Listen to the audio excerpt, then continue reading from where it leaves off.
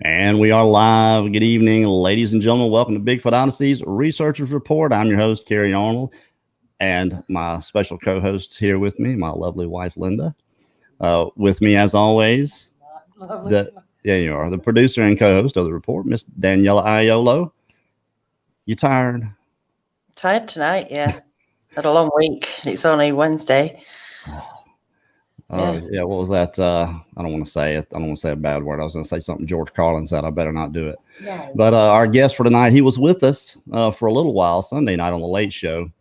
He is a part of Lost Cryptids Conservatory, and happy to announce that you guys came together and put them over 1,000 subscribers, and so they can actually go live from the field, and that's awesome. But Bill Sowards, he's a researcher, been doing this for quite a while, and we appreciate you coming back on here and joining us. Happy to be here, guys. Sorry about the other night. Oh, hey, it's this we talk about it all the time. It's working without a net, and it's just part of it. Unfortunately, with this program, we have to rely on the internet. But we got I got a few things to get into. Bill sent us some really good pictures and a piece of audio that we're going to be checking out here in a little bit. But before we get started, remind everyone again, please keep it clean for us in the chat. We do appreciate that. There are kids watching. We do have the best moderators on YouTube, and we appreciate all they do for us. So thank you guys for helping maintain the integrity of the show. We appreciate that. All right. So Bill, let's get started. So I'm just going to kind of pick up the same questions we had the other night. What got you started looking for Bigfoot? Well, I kind of like a lot of people I know, I was out hunting, and when the sun's coming up, you want to be in the woods already. So I was running late and went down a back track that's a little rough to go through. And as I started coming up the hill, this thing walked across the track on me and stood behind two trees just staring at me. And I had my camera already out. I was getting ready to take a picture of anything that crossed, but I wasn't expecting that. When I finally took my picture, I forced it, and it's not very clear, but it gave me a measurement point. And I went on about my business that day, and had that real just terrible feeling, what I just saw. Ended up going home telling everybody what had happened, and about 6 months later, almost exactly, I was going down that same trail with my daughters, and we were picking rocks up. We were making a fire pit out back, and it was slightly raining. We'd been out there for hours. It'd been a nice day, and I dropped the tool off the back of my truck, so I had to park and go back down the hill and get it. And when I got back down the hill, I found it. I had that terrible feeling. Kind of like that real scared feeling you get when you're a kid. You scare yourself, and so you start moving a little bit quicker. Got up to the truck, and I could see it in my daughter's face. They were both 18. They're adults. They were easy to read. There was fear on them. They were they were feeling the same thing that I was feeling. And after questioning them about, they're like, no. So they wanted to head to the house, and we did. So I told them, I said, ironically, this is the same trail I saw Bigfoot on. And it was standing against the tree as we were passing, and I showed them the tree, and both of them said, I hope we get to see it one day. And, I commented, I'd like for you to too, because it would make it a lot easier on me. So we went over the hill, and as we started coming down, you could see the black movement coming up the side of the hogback, getting ready to cross over the track. Behind it was a wolf running with it. It was the Bigfoot that I had seen prior on that same trail. All we did is we just switched the positions that I'd seen him the first time where he'd seen me. And as they got to the road, the Bigfoot separated itself in a distance and then took off up the hill. And the wolf that was behind it, I'd seen it a couple of times. I almost hit that wolf one time on my four-wheeler. It flew across me. But I've got tracks of it. It's a huge track. The track it makes is almost 6 inches. So that's a large wolf. Is that the same track that Ernest had? What's that? Is that the same track Ernest had? No. Okay. No. Okay. I didn't make a track of that. We flew down the hill trying to find it, so I could get another look at it. And by that time, the rain started, and it was hard, and it lasted for 2 straight days, so washed out any opportunity for prints that I could possibly find. I live in a sandy area. So that's kind of what started me on to the Bigfoot. I've had a couple different incidences, been in the woods a couple times, heard some interesting things. I've seen some interesting things. After trying to figure out what it was and kind of being leery about going back in the woods, kind of just had to get over my fear and go about life and put it behind me. So then I started looking for any signs that I could find. There wasn't a whole lot that I knew about it at the time. And, oh, sorry.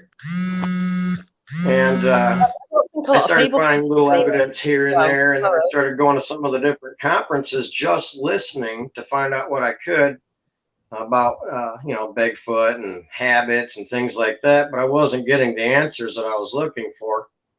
So I started in on the Bigfoot quest like everybody else, just full of questions with no answers to be had. Started putting things together over time and started realizing some of the things that I had found prior to this that I couldn't figure out. I can give it an answer. I can put what it was to. I found feces and different types of print. The feces itself was just unreal, and it was larger than 2 Coca-Cola cans stuck together, and it was full of large venison, deer meat, hoofs, bone, large chunks of deer meat. Some of these are 2-3 inches in diameter. So that kind of made sense when I found that right next to a print that I thought was a very strange footprint. Now I'm aware that it was a handprint. Found a structure. I was walking through the woods one day and I came across what looked to be just a downed pile of trees until I got around to the front of this thing, and it had a big opening. The structure itself was composed of large trees that had been ripped out of the ground. Some of them had the root balls on them, still have the dirt on them. Even to this day, there was so much. We're not talking small dead trees. These were live. Some of these things a few hundred pounds. One of them was over 40 foot long. Inside the structure, there was a hand print and what appeared to be a knuckle print. So we cast those. I called Chuck Sutherland, a friend of mine. We do a lot of research together. He's with Time Is Now. And he came out and started looking with me and showed me a couple other things. He found some footprints and we cast those, but in the middle of the footprints, one of them has a deer print, which was kind of neat. And there was a root from a tree where the tree had been ripped out of the ground. It had stood there and ripped the tree out of the ground, and the roots were still, like the feeder roots were still in the ground, just hanging out. If you look in that structure, you'll see where these trees are actually at in there. And all the surrounding trees, they're, anything 2 inch, 1.5 inch diameter, they're pulled into it and just woven through the structure. I don't know why. I've never seen anything like it, but you can get in there and crawl around. And had so we took a lot of different pictures of that one. Took some video of that. Had a lot of casts. One of the casts I actually have here now is the knuckle prints that we had found. This is the knuckle print. Here's the thumb and the fingers right here. This is one of my first casts, so you'll have to forgive how not very defined it is, but that's the hand print the knuckle print that we had found. Was that with the tracks? We had cast that, and we cast a couple of the other footprints. I have some of the other ones that we had found in the area. Is that the pictures you sent me? Is that the pictures you sent me? The tracks, the foot tracks? Oh yeah, yes. We had found that's the foam print cast. I might have to turn up my volume here. There we go. It's actually a really good. Yeah, that's one of my casts. You can see the toes splayed out there. This one here is a foam cast that I'd made. I would normally make it with plaster, but this is all I had on a Sunday in the middle of nowhere. Stores ain't exactly open around where I was from, so right. I found this in the swamp areas going down into one of the lakes, and there was two different prints, but the other one was in the water and it was kind of mucky. So I used what was called the foam stuff. I made it. It came out better than I thought it would. Can you hold it up where we I can took see this. Hold it in front of you, Bill, so we can see it. Oh, I'm sorry. It's okay. Yeah, I mean that's huge. That if is you look massive. on the side, it has the mid-tarsal break right here. Sure enough. You can see where the toes are at on it. You don't get that big from the picture. The picture doesn't look that big, but you holding it up right there, it looks massive. It's 18.5 inches. Wow. It's an 18.5 inch track. Do you think that's the one you saw? I can barely hear you. I'm sorry. Do you think that's the one that you saw? Well, I asked Dr. Meldrum. I had the opportunity to see him a couple different times, and when I took him the track, he happened to be standing next to Cliff Brockman from the BFRO. And we know Dr. Jeff Meldrum's one of the biggest in the world. He knows what he's doing. He's quite incredible when it comes to studying things like this. And he verified it as being authentic. He said he believed it is a real true Bigfoot. So I asked him, I said, what would this be consistent with as far as height wise on a Bigfoot? Can you tell me? And he said it would be consistent with something about 9 foot. Well, the morning I snapped that picture, there's a little limb that comes out where the head was at, and I measured that, and it came up to 9 foot, give or take an inch, with the grass and that. But he verifies that it's 9 footer. I've got a picture of something 9 foot, and the track width can be used as a measurement too, standing up. So I've had that. That's pretty exciting. I'd found some hair at one point as far as the evidence that I've found. And I'd showed that to Dr. Meldrum also. I know he has one of the biggest hair samples in the world, so he'd be able to match it right away. He said that he's now waiting for DNA testing to be done on the hair sample to find out what it's consists of, what it came from. I had taken that hair sample to the DNR up here, the Department of Natural Resources, and I understand that they're not going to know everything, but they couldn't identify with any certainty at all as to what it came from. The hair that I'd found under a teepee structure. Now the color of the hair matches the wolf, but it also matches the back of the Bigfoot that I'd seen. He has white going down from his shoulders down into his back, and it was like a whitish grayish color. So I don't know whether it would come from the Bigfoot or if it would came from the wolf that was with it, but the color of the hair matches both of them. However, I would think that if it was the wolf, he'd be able to find that out right away, match that up pretty easily. If you have to have a DNA test done on it, you're trying to figure it out still. But that's been almost 2 years now. He's waiting. So I guess I'm in limbo with that one until I get a couple answers. But found several different structures throughout, with Chuck. Chuck Sutherland again. We do a lot of work hand in hand.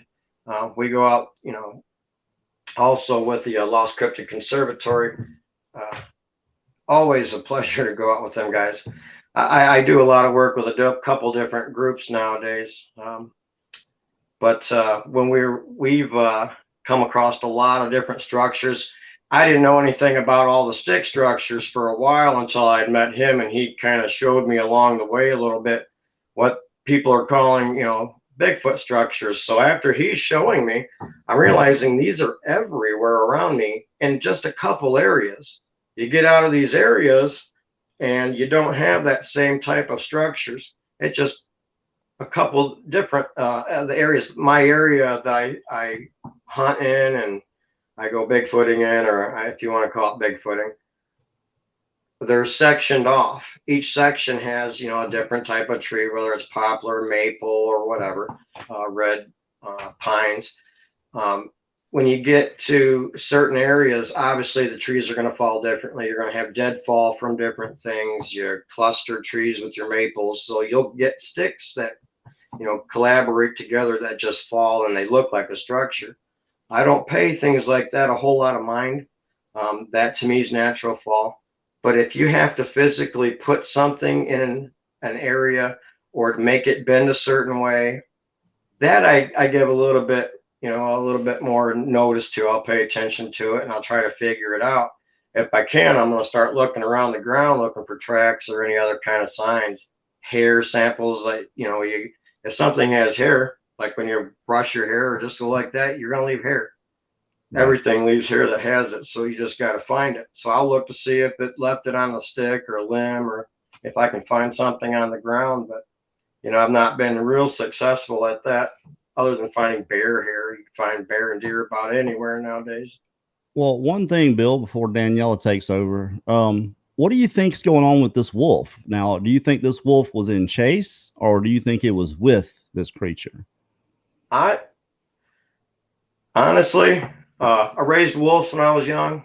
I know the character. You see him play. They were together. There's not a question in my mind. And when I saw the wolf the one time on my four-wheeler, there was something black in front of it. I just didn't get a great view of it. After seeing that the second time, I'm putting, this is just speculation, I can't prove it. I didn't see it, but I'm thinking that they've been together now. I think it's its pet. I have a dog. My dog goes everywhere with me and I'm in the woods. Why not? There's been stranger bonds made between animals out there. Bear and wolf can get along. Wolf and coyote get along. There's documentations, there's shows about it. You can see it anywhere on the YouTube. They're friends. They're social characters. That's why they pack up. Your alpha males will go their own way, obviously, but that's to start their own pack. I think it's like a hunting partner. I just think it's its pet, to be honest with you. You talk about animals getting together. I saw one on YouTube the other day, a leopard and a cow. This leopard would come, and yeah, this cow apparently nursed this baby leopard, and now this leopard comes and sees this cow. He thinks it's his mama. It's the craziest thing I ever saw in my life. Talk about warming up to your dinner plate. My goodness. So what do you think the structures are about? I don't know. I think some of them are markers. I find a lot of these little structures where I find big deer runs at. I'm thinking some of them may be, you know, here's where we hunt at. I don't know. This is all speculation. I'm like everybody else out there. This is just my theory. I think the bigger one, and it's been brought to my attention, maybe it was just a birthing little structure. It needed to get out of the shelter. I don't know.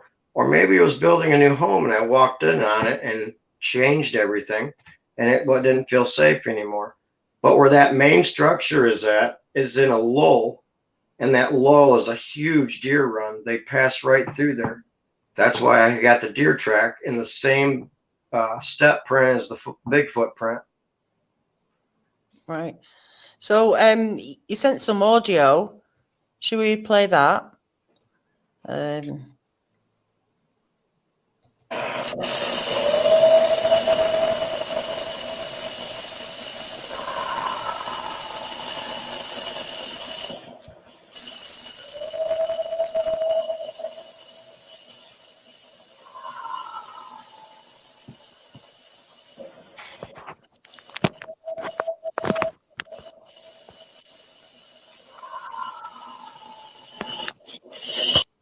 So where were you when that was recorded? Me and Chuck Sutherland was out in my research area, and we go up there quite often trying to get that sound. We one night brought the recording of the Ohio Bigfoot. Chuck put it on his call blaster, and we call blasted the Ohio Bigfoot call. It wasn't a couple minutes later, you got that. We ended up having that 4 different times throughout the night. After each time that would happen, everything in the woods would just erupt. Everything would sound off. The coyotes went crazy. You could hear the wolves. I mean, there was other noises that you can't put a finger quite on, but those were, we traveled around trying to pinpoint where that is, and we had it a couple different times. It just didn't come out clear, but that's one of the best ones that we have. If you put the Ohio Bigfoot call together side by side with that, it was almost like it mimicked it back to us. And then you get that second call. Now, I think, and this is just my point of view on it, I think that's the big guy. And that's his old lady calling up. Where you at, honey? Here I am. But that's kind of what I think that is, because every time we got the one, we got the other one right after it. And as you can tell from the distant vocals, there's two. They were further away from each other. They weren't in the same location. They did it a few different times. They would move around the area, so we had to get in the truck and move around. But tell you what, thanks to Chuck Sutherland, he's the only reason I've been able to get that audio. It's a fluke that we got it. I've heard it probably 20 times. I've been out there 1,000 times and finally got that recording, which was huge. I owe him a huge debt, gratitude for that. I'll just play it again then, now you've described.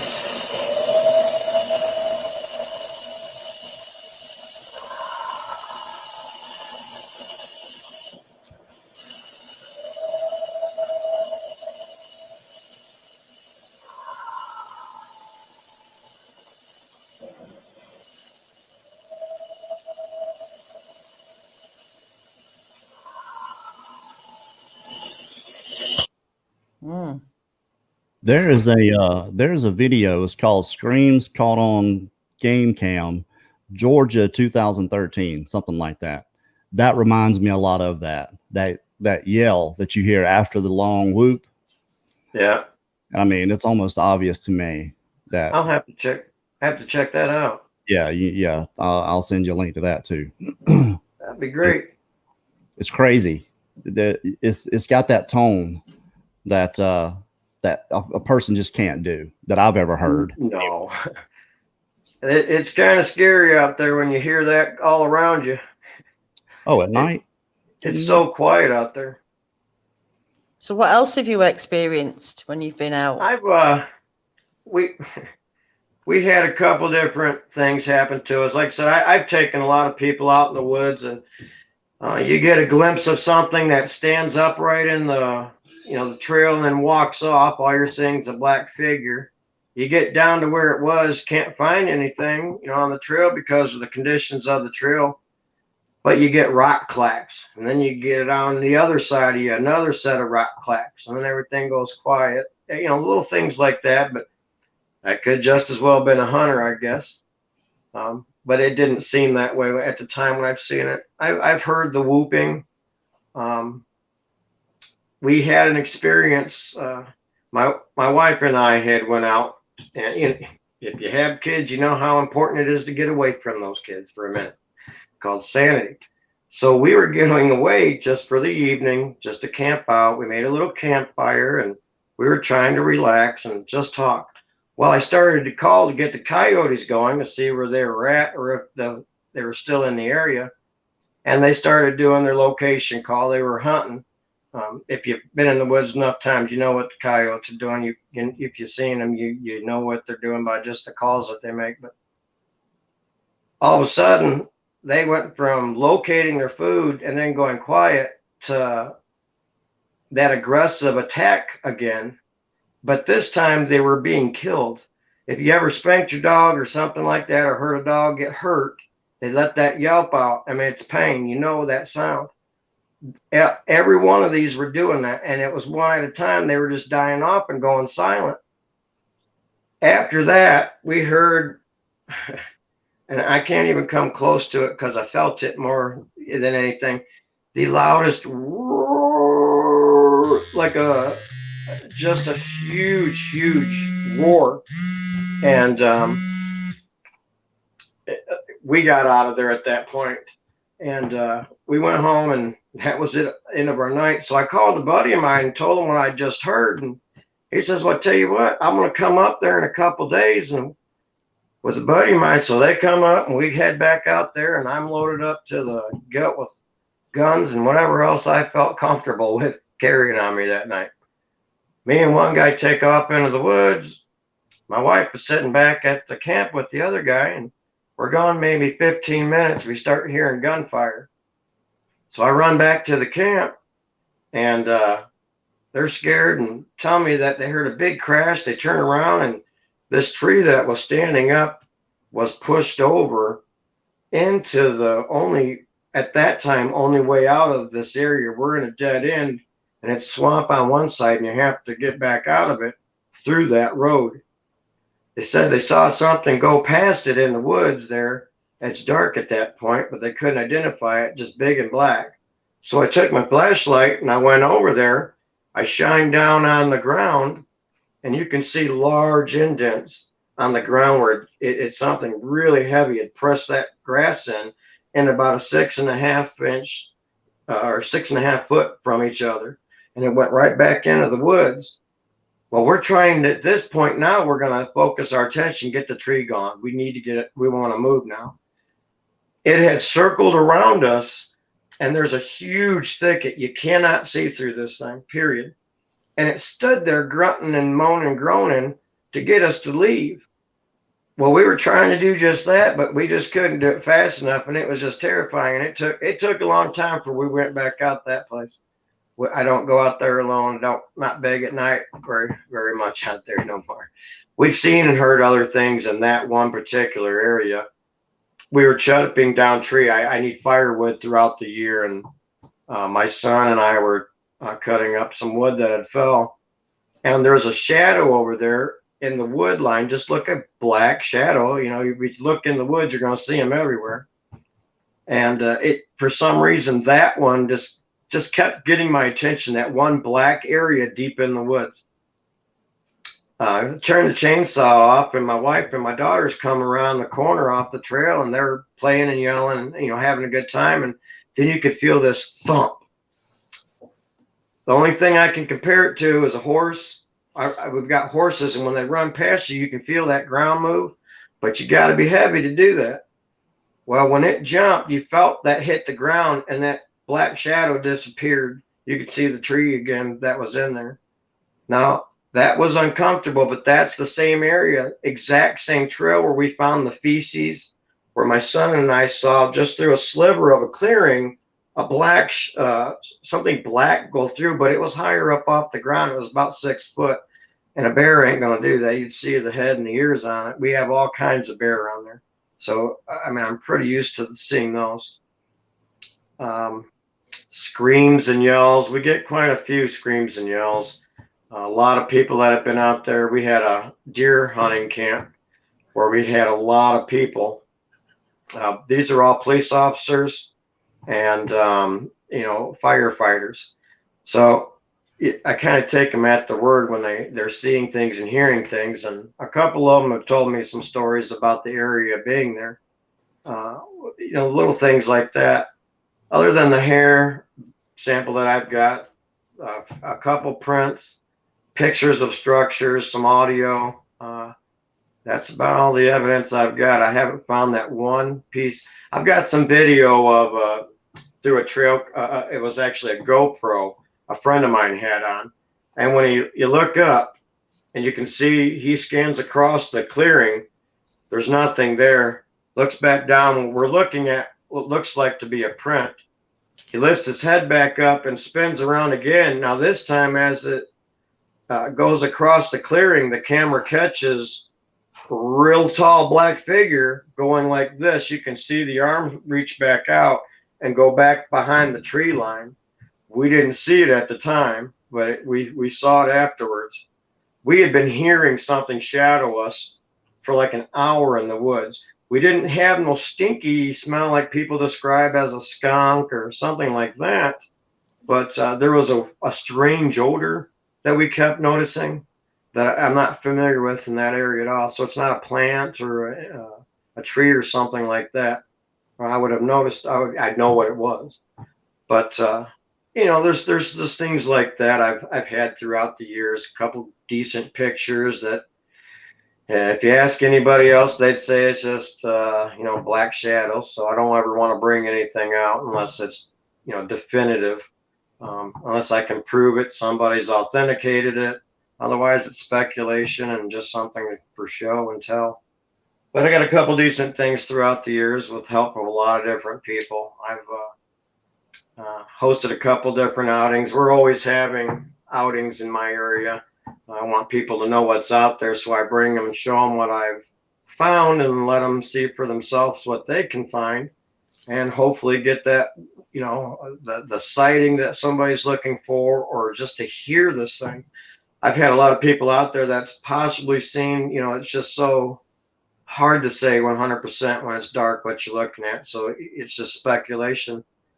But we've heard some miraculous things out there. And like I said, thanks to Mr. Sutherland, we finally was able to capture that.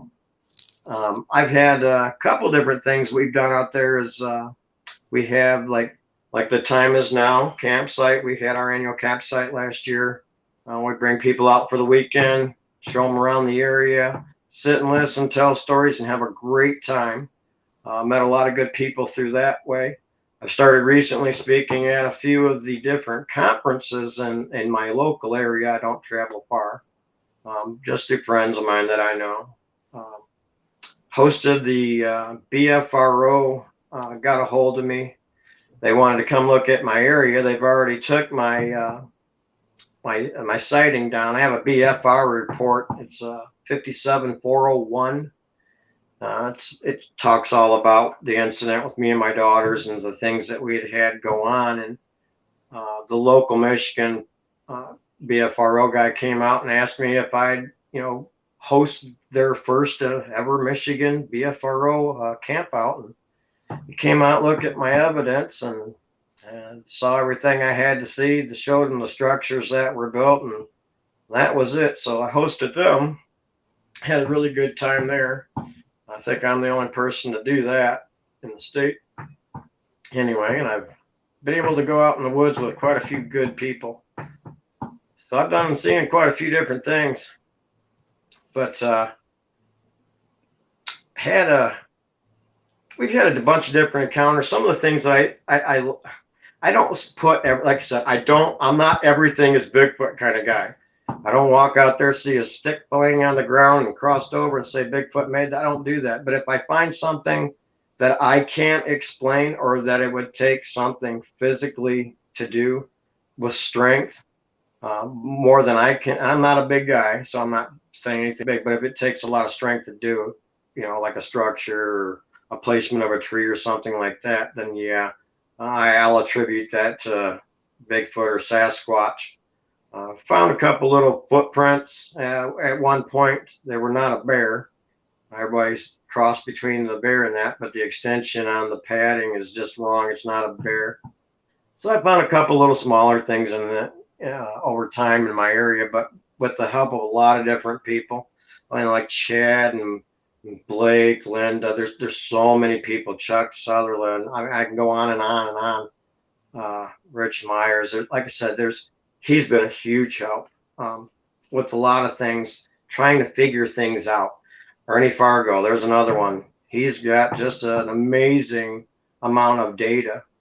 Phil Shaw, same way. If you need data or you need information in your local area, these are the guys to know. They've got it all written down. They've got huge amount of reports and that. So people like that have been a huge influence with me, learning along the way. I take what I know from the woods. I know my trees and prints. I know all the sounds of all the different animals. I can tell you which way they's going and track anything for you. But there's things that I couldn't explain, and they're help fill in the gap. So you got to reach out of your comfort zone of I know my woods and say, okay, what am I dealing with here? That was, you know, an issue that I had. those people right there, and with many, many others, have helped me find my way in the Bigfoot community, learning things, finding things to what to look for that normally you wouldn't attribute to Bigfoot or Sasquatch. Things like that have been a huge help. That's a big deal, Bill. To me, it is that I think everyone should be able to do that, to be able to humble themselves enough to say, I don't know, and to reach out and ask for help. Because I did this when I hunted. You couldn't tell me anything. I knew Right. was in the woods, and I really had no right to be that way. But I felt that way for a reason. I was just out there so much. I felt like there was just nothing out there I didn't know about. I mean, I was completely and totally wrong. And I think that's a rare quality. I think more people should do that, humble themselves enough to say, I just don't know what this is, and not go speculating and passing it off as all this grand knowledge. It's commendable to me. It really is. Well, we can't know everything. No, that's true. And that's where our beliefs come in. And talking about the tree structures, you're right. You can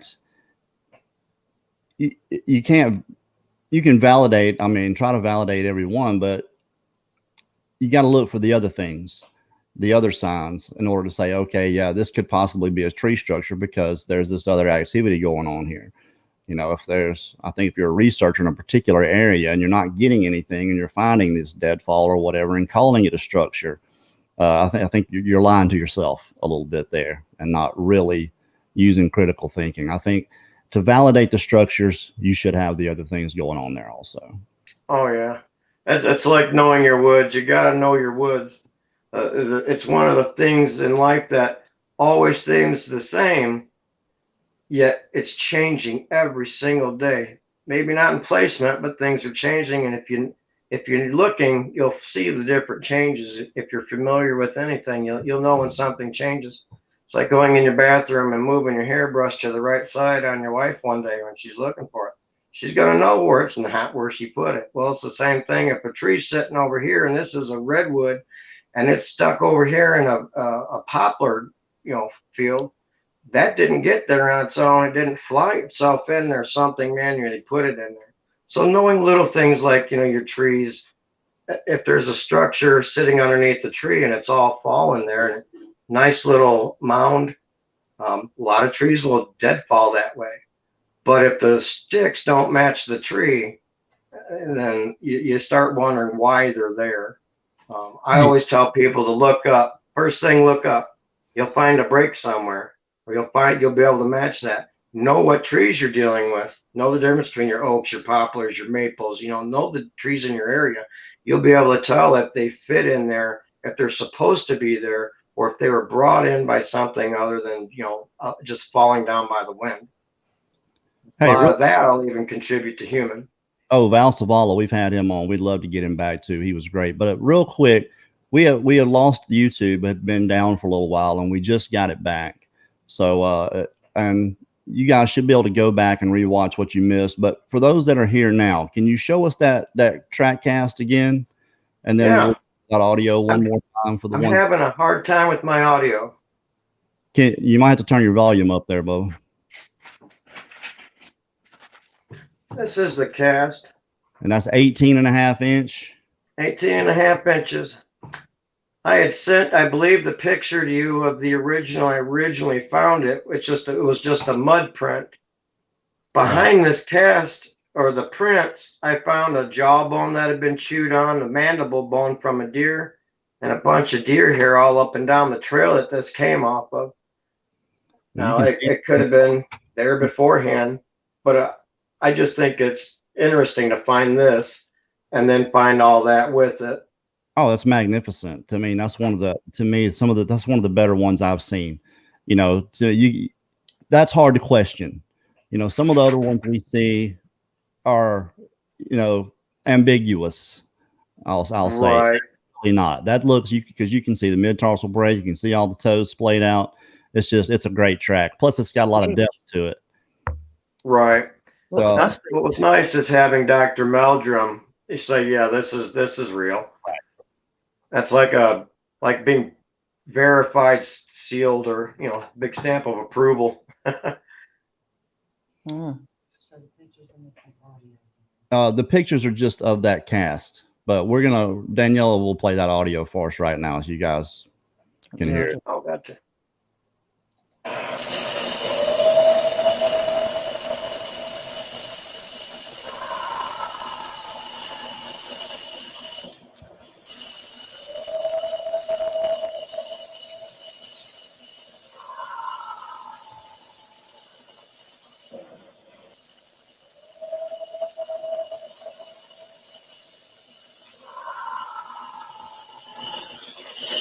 And you said that the whoop and the yell were coming from two different places, right?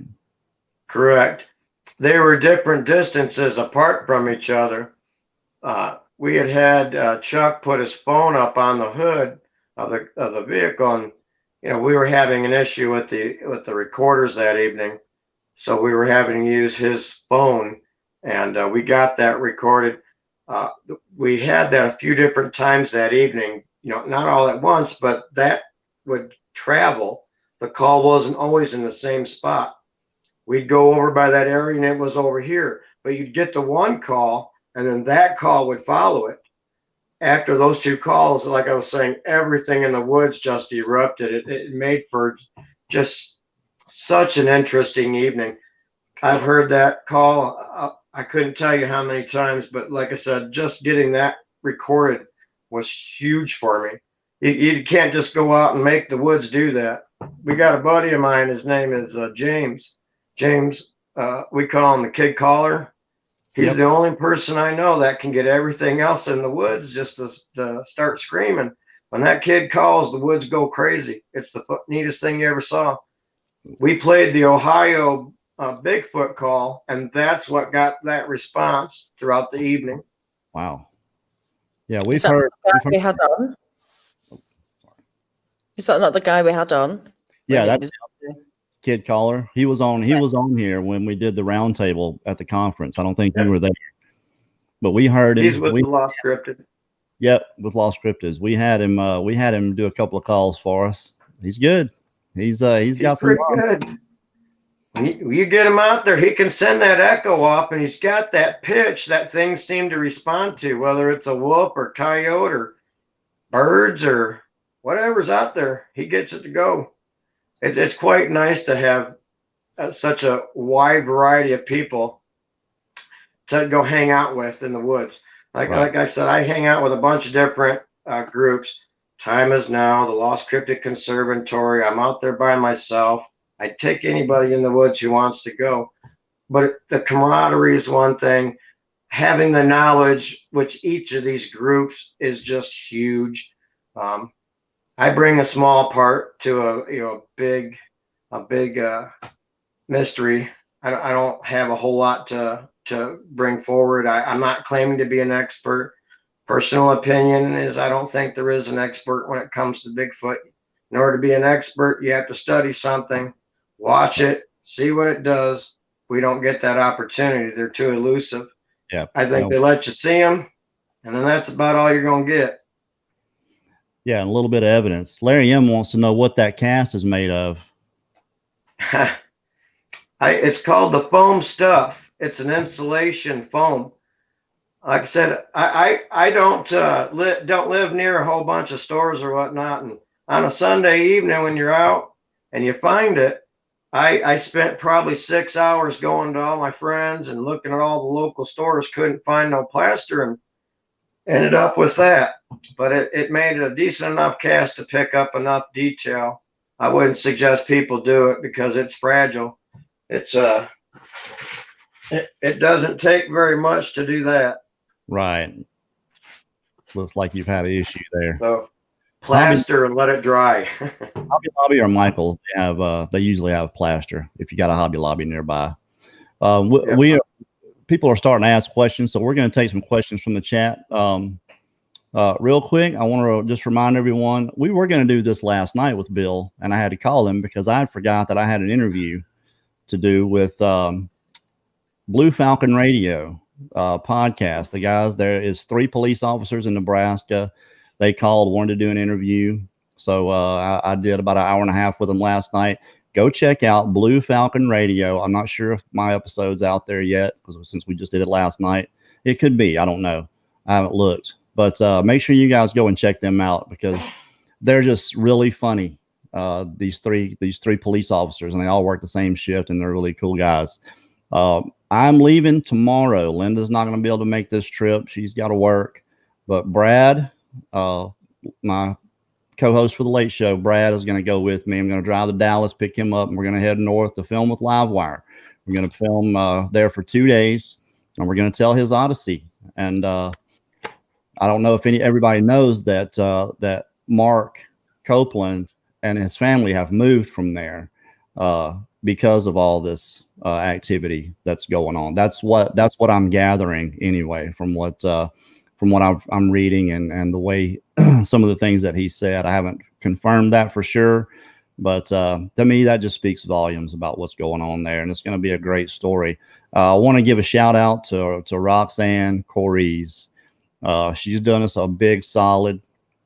The thermal drone that we had is in Dallas with my boss, and Brad was going to go pick it up, but my boss and his whole family have COVID, and we didn't want to pass the drone on to him. So I contacted Roxanne, and she's going to let us use the drone one more time. So so she's the one that won the Phantom 4 that we've done all the films with. So she's allowing us to use it one more time, and we appreciate her for that. As soon as I'm done with it, Roxanne, I already got the thing printed out, ready to go. So we appreciate that very much. It's gonna definitely make the show. So all right. Oh, she's here. All right, back to the show.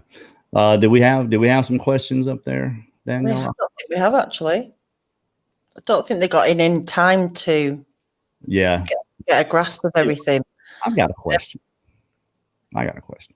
If anybody wants to get questions together, we got about 15 minutes. Aside from a body, obviously, what do you think it's going to take to actually, or getting just pure luck? What do you think it's going to take to catch these creatures on film, like really clear, moving? What do you think it's going to take? I've seen some really good video, some really good stuff. Me too. In all honesty, I don't think it's going to take anything but a body, period. I believe if you don't have a body, you don't have a species. I don't think a couple of the you got to have a sample of something in order to say it exists. If you don't have a body, just finding blood, finding hair, finding feces, finding saliva, urine, whatever you find, if you don't put the body with it, you can't say for 100% certain that this is what this comes from. I mean, you didn't see it do it, so you don't know. And then if you did see it do it, you can't prove to everybody that that's just not something, a person, or say you took a video and it's great video. Doesn't matter how good the video is, people are going to say, hey, what do they call that? Video editing now? I'm not a big tech guy, but it's hard to pull anything over on anybody's. That's why you got to tell the story. It's just important to tell the story. There's Gabe. Says, got on here late, Bill. Did you tell him about Sarah? All right. Sarah is a Sasquatch that, let me start this way. There's an old fellow that lives out in the woods. It's one of those. Now, he has no running water. He has no electricity. Due to a couple injuries, he has no legs. So he drives around on a quad out in the middle of nowhere to get around. He lives out there day and night. It's always quiet out there. He's told me a bunch of times, and there's a fellow that lived with him who verified what they had both seen. He says that he's seen multiple times the female, and he named her Sarah because of her marks, or her, you get the idea.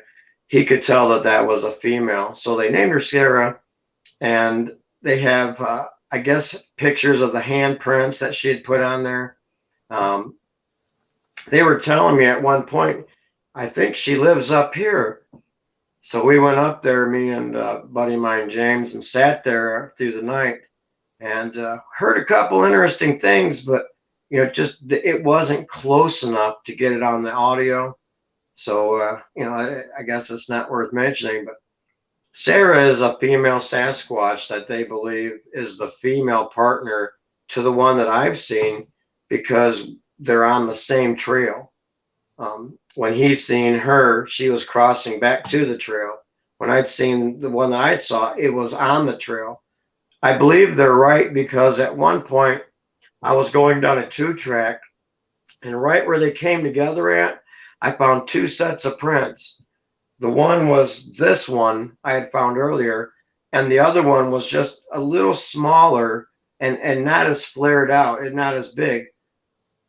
That was one of those times where I found them, couldn't cast them in time. When you get back, somebody'd run over it with a 4-wheeler or a side-by-side or something.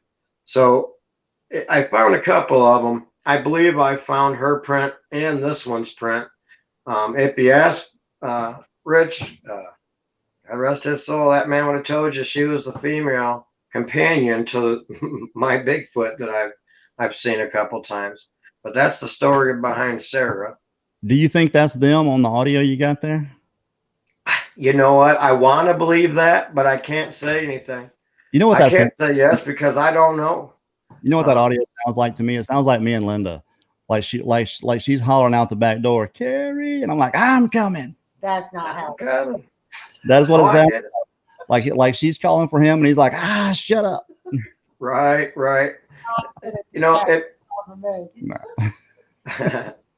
If somebody out there can actually identify those as being another animal for certainty, and I want to hear audio, I'd like to know what it is. Someone suggested the first noise was a fox, possibly. Oh yeah, that the amount of noise that we didn't. What the recording doesn't accurately project is the volume in which this was being given off. It was quite a distance away, but I've heard fox. I've had them walk right up on me when I'm laying out hunting. I see them all the time interact, seeing them mating, you name it. I know all the animals in my area. Cougar, I've got pictures of them. Bobcats, seen them a bunch of times. Black bear, wolf, coyotes. I know them all. I've seen them all. I've watched a lot of the different behaviors of them and picked up a lot of calls. That was an extraordinarily loud call, though it didn't really pick up the magnitude that it was. It was really loud. The problem is we'll never be able to verify it anyway, will we? Because we don't know. No.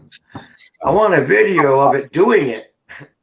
That's not a fox. A female fox will do a sound that's really loud and screechy, but it's really high pitched. And I've heard people record that and mistake that for a Bigfoot call. So the foxes will make some strange sounds, but that's not a fox. That's like bobcat. Bobcat makes a terrifying sound. Yes. Coyote sounds like a couple ladies yelling for help. Cougar, when they're mating, are just terrifying sound. Yep. But once you know what they are, you can just dismiss them as, this is what it is. And I've been lucky enough, been in the swamp enough to pick up these calls, see these things happen myself. Plus YouTube, they got some good stuff out there. Yep. You got that right.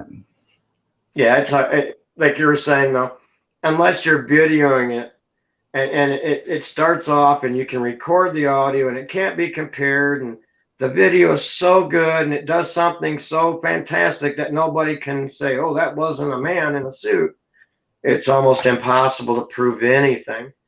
I don't know that the Ohio Bigfoot call is a Bigfoot. Could be just the same animal sitting up off my swamp. But everybody gives credence to the fact that this is the Ohio Bigfoot call. Well, okay, if that is, well, there's its brother or cousin. They sound the same. This is a good. And I don't know anything else in the woods that would do that. Good question from Linda Bennett. What if there is a body comes up about and the DNA says it's 99% human? Will the person that brings the body forward be accused of murder? Ooh, I'm on the fence with this one. I'm one of the people that's not the best guy to talk to if you don't think you should get a body. The body's got to be gotten. You got to sacrifice one to save the numbers, and that needs to be what it does. It wouldn't be considered in the first degree no matter what, because I can barely hear you, bud. Oh, sorry. It wouldn't be considered murder in the first degree no matter what. I don't think it would be. No. Actually, a lot of the states, because you don't know that it's a human. Yeah. That's right. So there's no intent to be malicious, and all you got to do is say, "Hey, this thing was about to kill me." You're off the hook. Well, you'd have to prove. There'd have to be enough evidence. It's like DNR when you kill a bear. They're going to do an investigation on it. If it's close enough where you've got black powder on you, and I've gone through this with them, when it's covered, the space is covered in black powder because it's so close, okay, then it was a threat. If this thing's 20 yards from you and you shoot it, well, they don't consider that a threat. But most states have a law, whether they believe it or not, whether they'll say that exists or not, they have a law saying you cannot shoot or hunt one. What about a lot of them have, you can't even bug them. How far does a bear need to be before it's a threat? You know what? The bear had to be right on the guy. I'd been tracked by a bear out there, and it followed me all the way back to my camp. About a week later, we're all out there hunting. Somebody just unloads a magazine, so kind of got everybody's attention. I walked over to see what was going on. About an hour later, there was DNR there. We walked up on them, and the DNR officer was pulling tape off the bear's face. It was just full of black powder. It had gotten about that far from the guy when he put it down. Now, I've been bluff charged by a bear too. They'll run at you, bluff charge you to see if they can get you to budge. Yeah, I'm saying, how far does it have to be before you can shoot a bear? What's the difference between a Sasquatch? Honestly, don't know. Being 20 foot away or something. I mean, well, if bear in season, himself, 10 foot for me would be start shooting it.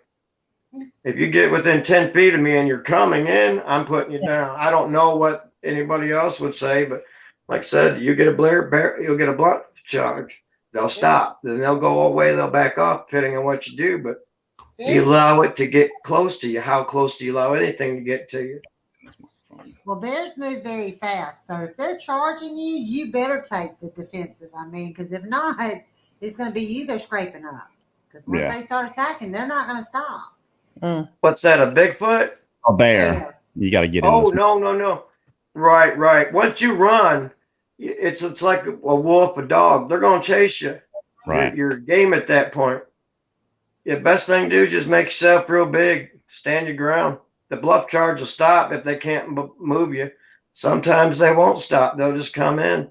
But, I guess it's a person's going to have to decide if something like a bear or if Sasquatch is coming into you. What is your comfort zone? Where's your bubble? What distance do you say? Okay. 500 yards.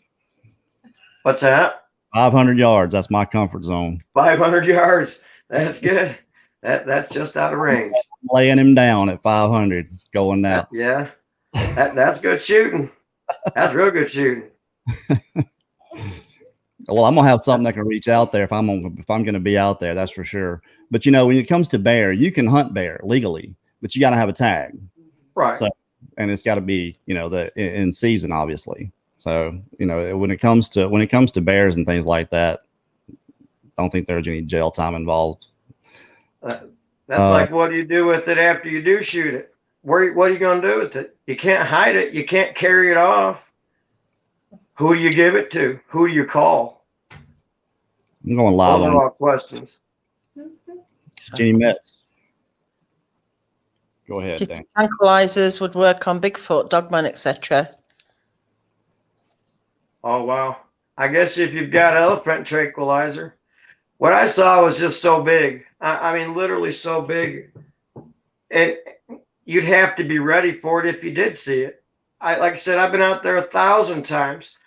I've had 2 perfect daytime visuals. I've had a couple, I'm pretty sure I saw them, but do you pull the trigger on something you think you saw? That's the same as, do you pull the trigger with the gun? You got a split decision, or if you're waiting for it with a tranquilizer gun, like I said, I don't know anything about the tranquilizer guns, but Boy, it better be potent. You got to Well, be, we you got to be close for a tranquilizer. It's not going to go 20 feet. It's not just that, Yeah, though. well, no. Remember, we talked to Larry Batson about it, and he said it's about needle, it's about dose, it's about getting the right shot. He said it would be too complicated to even guess. Yes, because you'd have to know the metabolism of the creature. And The skin, and the strength of the skin. yeah, size and weight and all those things. It's obviously a delicate balance. Or you could kill it, put it into cardiac arrest, which Okay. either way, you've got the thing. But I think tranquilizers, you're going to have to get close. Any kind of tranquilizer gun that we've got nowadays is not very effective past 20 feet. It's not going to penetrate. It just doesn't have enough velocity to it. Yeah, I'd hate to tranquilize one of them things and find out it woke up in my truck. That wouldn't be no good. Oh, that'd be bad. That'd make for a bad day. What truck? You wouldn't have a truck left, probably. But hey, No, yeah, we've come to the end of our hour. I appreciate you coming on here. Definitely want to get you back. But I wanted to get at least an introduction, who you were, and talk about some of the things that you've got.